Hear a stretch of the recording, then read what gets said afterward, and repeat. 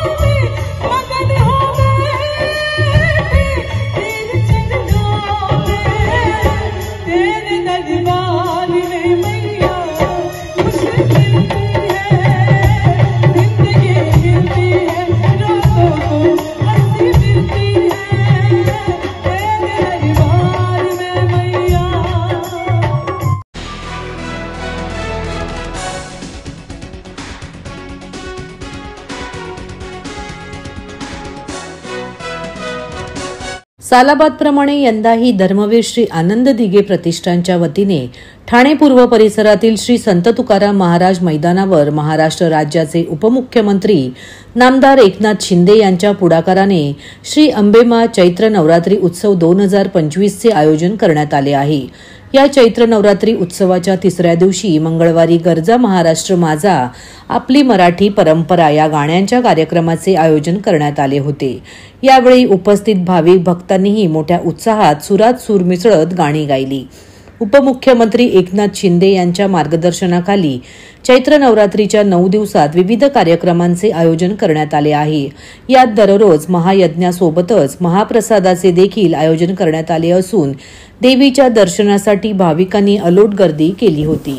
तसेच महाप्रसादाचा व भंडाऱ्याचा लाभ देखील हजारो भक्तगण रोज घेत आहेत। सदर कार्यक्रम ठिकाणी एकनाथ शिंदे यांचे वडील संभाजी शिंदे, पत्नी सौ लता एकनाथ शिंदे, बंधू माजी नगरसेवक प्रकाश शिंदे, माजी आमदार रवी फाटक, कल्याण जिल्हा प्रमुख गोपाळ लांडगे, ग्रामीण जिल्हा प्रमुख प्रकाश पाटील, माजी नगरसेवक मनोज शिंदे, प्रवक्ते राहुल लोंढे व परिवहन समिती माजी सभापती व शिवसेना सचिव विलास जोशी, परिवहन सदस्य जयप्रकाश कोटवानी व इतर मान्यवर पदाधिकारी, कार्यकर्ते, भाविक, भक्त मोठ्या संख्येने उपस्थित होते। यावेळी विलास जोशी व प्रकाश कोटवानी यांनी पत्रकारांशी बोलताना अधिक माहिती दिली। आनंद दिघे साहेब प्रतिष्ठानाच्या वतीने हा 9 दिवस चैत्र नवरात्रोत्सवाचा कार्यक्रम या ठिकाणी या मैदानात साजरा केला जातोय। आपल्या महाराष्ट्राचे लाडके उपमुख्यमंत्री ज्यांनी 2.5 वर्षाच्या त्यांच्या मुख्यमंत्री पदाच्या कार्यकाळामध्ये एक अत्यंत मोलाचं गोरगरिबांची सेवा होईल, सतत शेतकरी असतील, कर्मचारी असतील, सर्व मध्यमवर्गीय असतील, सगळ्यांची सेवा होईल, सर्वांना समाधान होईल अशा रीतीने कार्य केलं. आणि मुख्य म्हणजे लाडक्या बहिणींचा भाऊ इतकं मोठं पद त्यांना मिळालं. लक्षावधी नाही तर करोडो लाडक्या बहिणींचा भाऊ एकनाथजी शिंदे साहेब यांच्या माध्यमातून हा उत्सव या ठिकाणी साजरा केला जातोय. चैत्र नवरात्रोत्सवाचा शारदीय नवरात्र उत्सव टेंबी नाक्याला इतक्याच छान आणि पवित्र वातावरणात साजरे केलं जातं. या ठिकाणी 9 दिवस हा उत्सव असतो. तुम्ही बघितलं असेल बाहेर सकाळी 8:30-9 पासून जी पूजा चालू होते ती जवळजवळ 11:30 पर्यंत चालू असतं. नुसतं श्लोक नाही तर गद्य आणि पद्य दोन्हीच्या ह्याच्यामध्ये ते पूजा करतात आणि त्यामुळे ती पूजा अत्यंत मोहक आणि श्रवणीय अशी होते. पाठक गुरुजींच्या मार्गदर्शनाखाली हे सर्व या ठिकाणी सप्तशतीचा पाठ आणि सहस्रचंडी यज्ञ फार हे अतिशय क्वचित असं बघायला मिळतं. असं हे पवित्र वातावरण या ठिकाणी आहे. आम्ही तर बाबा धन्य होतो या वातावरणामध्ये आनंद घेताना. लहान थोर सगळे इथे येतात आणि प्रत्येकाला हा आनंद उपभोगायला मिळतो. तुम्ही भंडारा बघितला असेल, किती मोठा भंडारा त्या ठिकाणी आहे. हजारो लोक त्या ठिकाणी जेवत आहेत. आता सुद्धा रांग किती मोठी आहे हे तुम्ही बघू शकतात. इतकी मोठी रांग त्या ठिकाणी प्रसादाचं लाभ घेण्याकरता आहे. पूर्वी त्या अमिताभ बच्चनचा डायलॉग होता प्रसिद्ध, हम जहाँ खडे होते वहाँ लाइन से लाइन सुरू होती है. इकडे वेगळं आहे. इकडे जनता की लाइन जहाँ होती है, हजारों लोग जहाँ तादादों में खड़े होते हैं, समझ लेना वहाँ एकनाथ शिंदे साहब जरूर आने वाले हैं. और एकनाथ शिंदे साहब के लिए उनको मिलने के लिए ये लोग खड़े हैं, देवी का दर्शन लेते हैं. पवित्र वातावरण आहे. हो चांगलं आहे. आरती किती छान होते, देवीला गाणं किती छान घातलं जातं. ते सगळं पवित्र वातावरण आम्ही अनुभवतो आहे. वर्षानुवर्ष हे सगळं चालू आहे. परंतु काही व्यक्ती ज्या अशा आहेत ना की या उत्सवाला संपूर्णपणे योगदान देणारे आहेत आणि देवीचा आशीर्वाद त्यांना लाभतो. त्यांची तब्येत बरी नव्हती कोटवानी साहेबांची, पण बघा देवीच्या आशीर्वादाने ते आता रात्रंदिवस इथे मेहनत करतायत. हे सगळं पवित्र वातावरण आणि देवीचा आशीर्वाद आहे. श्रद्धा पाहिजे मनात ना. श्रद्धापूर्वक वातावरण असलं ना की हे सर्व लाभतं. आणि 9च्या 9 दिवस रामनवमी पर्यंत हे सगळं असंच चालतं. रामनवमीच्या दिवशी तिथे केवढा मोठा भंडारा बाहेर होतो. रोज तर इथे चालू आहेच, पण रामनवमीच्या दिवशी आणखी मोठा भंडारा. आणि मग जशी आगमनाची मिरवणूक अत्यंत शांत आणि अगदी ढोल ताशांच्या गजरामध्ये, परंतु अत्यंत शिस्तीने अशी जी आगमनाची मिरवणूक तशीच विसर्जनाची मिरवणूक तलावपाळीवरती जाते. तेवढे हजारो लोक त्याच्यात सामावलेले असतात. खूप छान वातावरण असतं. आम्हाला खूप बरं वाटतं. शुभेच्छा. महाराष्ट्रातील भगिनींना आधार देणारी राज्य शासनाची मुख्यमंत्री माझी लाडकी बहीण योजना. या योजनेअंतर्गत अल्प उत्पन्न गटातील 21 ते 65 वयोगटाच्या भगिनींना मिळणार दरमहा 1500 रुपयांची मदत. अर्ज करण्यासाठी 31 ऑगस्ट 2024 पर्यंत मुदतवाढ. कुटुंबाचं वार्षिक उत्पन्न 2.5 लाख रुपयांपेक्षा कमी असलेल्या महिला पात्र. कुटुंबाकडे पिवळं किंवा केशरी रेशन कार्ड असल्यास उत्पन्नाचा दाखला आवश्यक नाही. पांढरं रेशन कार्ड असेल किंवा रेशन कार्ड नसेल तर कुटुंबाचं वार्षिक उत्पन्न 2.5 लाखांपेक्षा कमी असल्याचा दाखला आवश्यक.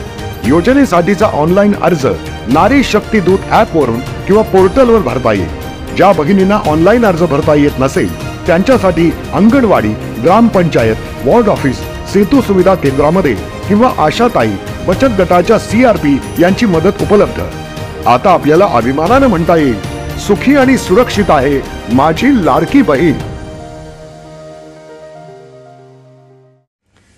मराठी भाषेचा प्राधान्याने वापर करण्यात यावा.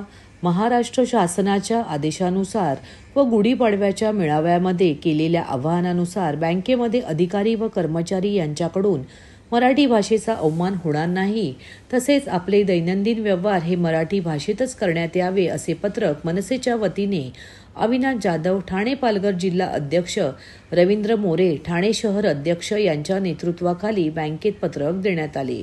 आज हात जोडून नाही ऐकलं तर हात सोडून समजावले जाईल असा इशारा मनसेच्या वतीने देण्यात आला आहे. सदर प्रसंगी जिल्हा सचिव नैनेश पाटणकर, रवींद्र सोनार, उपशहर अध्यक्ष मनोहर चव्हाण, पुष्कर विचारे, सुशांत सूर्यराव, सुशांत डोंबे, विभाग अध्यक्ष निलेश चव्हाण, संदीप साळुंके, मनोज चव्हाण, प्रितेश मोरे आदी पदाधिकारी उपस्थित होते.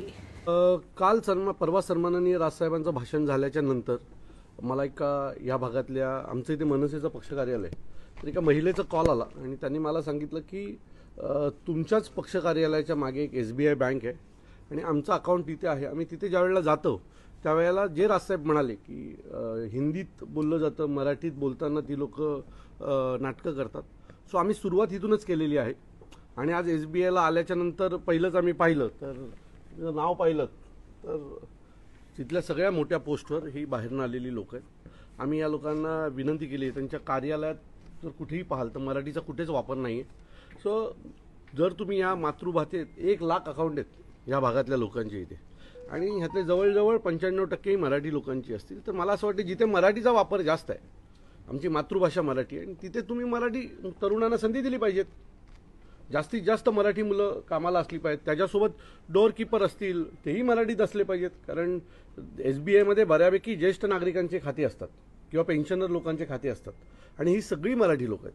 सो आम्ही आज यांना ताकीद दिलेली आहे की याच्यापुढे बँकेच्या भिंती देखील आम्हाला मराठीत दिसल्या पाहिजेत आणि ते जे काही डेस्कवर असलेली मुलं ही जवळजवळ सगळीच मुलं ही मराठीत असली पाहिजे. एखादी ज्येष्ठ नागरिक मराठी आले तर त्यांच्याशी त्यांच्या भाषेत बोलण्यासाठी तुमची माणसं उपलब्ध असली पाहिजे. अशा विविध गोष्टी आज आम्ही त्यांना सांगितलं आहे, पत्राद्वारे त्यांना कळवलेलं आहे. त्यांना पुढील 8 दिवसात ह्या काही गोष्टी ज्या सांगितल्या त्या बदल कराव्या आणि त्यात जर बदल दिसला नाही तर त्यांना महाराष्ट्र नवनिर्माण सेनेच्या रागाला सामोरे जावं लागेल. मात्र आज पहिल्यांदा ही बँक पकडली आहे. आता किती अशा बँकांना उद्या आज खरं तर आम्ही कर्नाटक बँकेत जाणार होतो, कारण कर्नाटक आणि मराठी हा वाद संपूर्ण महाराष्ट्राला माहिती आहे. सो आम्ही जाणार होतो कर्नाटक बँकेमध्ये, पण आज बँक बंद आहेत आणि तिथेही आता आमचे पुष्कर विचारे आणि आमची टीम जाऊन तिथेही निवेदन देईलच. किंबहुना ठाण्यातल्या सर्व जेवढ्या बँका आहेत, प्रायव्हेट बँका असतील किंवा सरकारी बँका असतील, इथे आमची सगळी टीम आजपासून जायला सुरुवात करेल आणि पुढील 4 दिवस ठाण्यात जेवढ्या बँका आहेत त्यांना आम्ही निवेदन देऊन मराठीचा वापर करा, मराठी तरुणांना संधी द्या, या सगळ्या गोष्टींची मागणी करणार. कारभार मराठीत झालं नाही तर मनसे कशा प्रकारचं पूर्ण पाऊल मराठीत कारभार झाला नाही तर स्वखर्चाने आम्ही इथे येऊन हे सगळं मराठीत लावून जाऊ. तुम्हाला मराठीचा वापर महाराष्ट्रात जर पैसे कमवताय, महाराष्ट्रात जर व्यवसाय करताय तर मराठीचा वापर हा तुम्हाला करावाच लागेल की तो अनिवार्यच आहे आणि जर ते तुम्ही करणार नसाल तर फुकट मार खाल. राज ठाकरे यांनी देखील सांगितलं होतं की मराठीत जर बोलता येत नाही तर कानफडात लावले जाणार. मात्र अनेक व्हिडिओ आता व्हायरल होताना दिसत आहेत. मला असं वाटतं की जिथे खरंच मराठी माणसाचा अपमान केला जातो तिथे आहेत. काही ठिकाणी असाही एक अनुभव येतो की काही लोक त्यांच्या पर्सनल देखील गोष्टी काढून आम्हाला कॉल करतात, पण जिथे खरंच मराठीचा अपमान होतो तिथे आमची लात आणि हात दोन्ही गोष्ट पडतील. मात्र अशा पंजाब नॅशनल बँक असतील, इतर अशा कर्नाटक, अशा तुम्ही जे म्हणलात त्यांचा अडचण होऊ शकते. त्यामुळे म्हणून तर आम्ही SBI ही पहिली बँक निवडली ना, कारण ही सेंट्रलाइज बँक आहे. आणि दुसरी गोष्ट इथल्या स्थानिक नागरिकाचीच तक्रार आहे. म्हणजे साहेबांचं भाषण ऐकल्याच्या नंतर एका महिलेचा जो आलेला कॉल आहे तो या बँकेसंदर्भात होता, म्हणून इथनं सुरुवात केली. तुम्हाला खात्रीने सांगतो की पुढच्या 8 दिवसात ठाणे जिल्ह्यात जेवढ्या बँका आहेत त्या सगळ्यांना आमचं निवेदन जाईल आणि त्याच्या पुढच्या 8 दिवसात हे सगळं बदल झालेलं आम्हाला पाहायला आवडेल.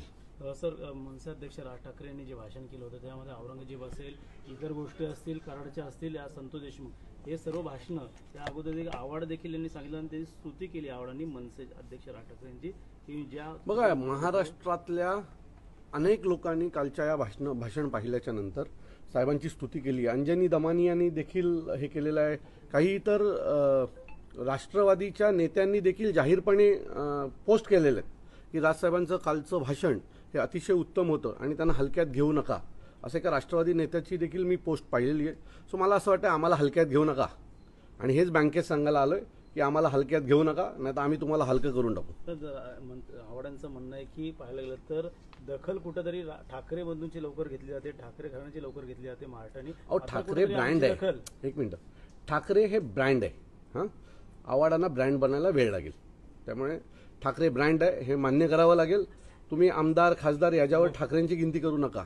ह्या महाराष्ट्रामध्ये ठाकरे हे ब्रँड आहेत आणि पुढच्या अनेक पिढ्या हे ठाकरेच ब्रँड राहतील. बाकी सगळे येतात आणि जातात, किती आले आणि किती गेले कोणाच्या लक्षात आहे का? नाही. पण ठाकरे सगळ्यांच्या लक्षात आहेत. मागचे 70 वर्षे झाली, याच्या पुढेही पुढची 100 वर्षे ठाकरेच या महाराष्ट्रावर राज्य करणार. आता विधानसभेत